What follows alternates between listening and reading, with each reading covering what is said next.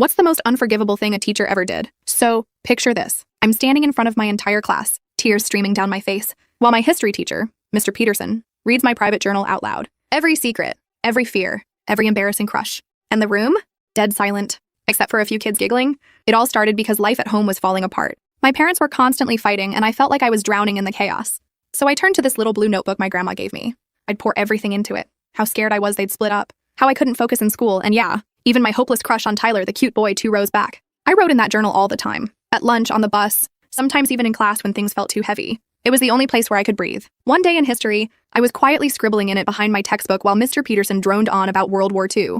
But of course, he spotted me. "Passing notes, Emma?" he said, walking over and snatching the notebook before I could close it. "It's just my journal," I whispered, reaching for it. "Please, give it back." But instead of handing it over, he smirked and said, "Maybe what's so important should be shared with everyone."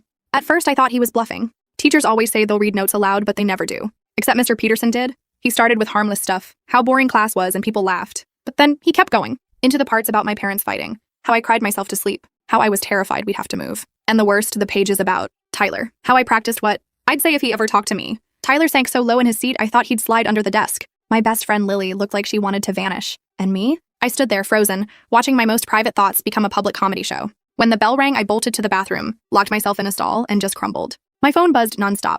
Texts from people in class, none of which I wanted to read. That night, I didn't tell my parents. They were too busy screaming at each other, and honestly, I just wanted to disappear. But the next morning, my mom noticed my puffy eyes. And when I finally told her, she didn't yell or freak out. She just quietly grabbed her car keys. At school, she marched straight into the principal's office, pulling me behind her. Calm as anything, she placed my journal on his desk and said, "Mr. Peterson read this to my daughter's entire class yesterday. Every word. What are you going to do about it?" When Mr. Peterson got called in and saw my mom, his face turned ghost white. He stammered something about discipline issues, and she wasn't paying attention, but my mom cut him off. She trusted her feelings to that book because she didn't feel safe talking about them at home. You took that safety away. 2 days later, Mr. Peterson was on personal leave. A week later, we had a new history teacher. And me? I learned that sometimes the most powerful voice in the room isn't the loudest. It's the one that quietly stands up for you when you can't stand up for yourself.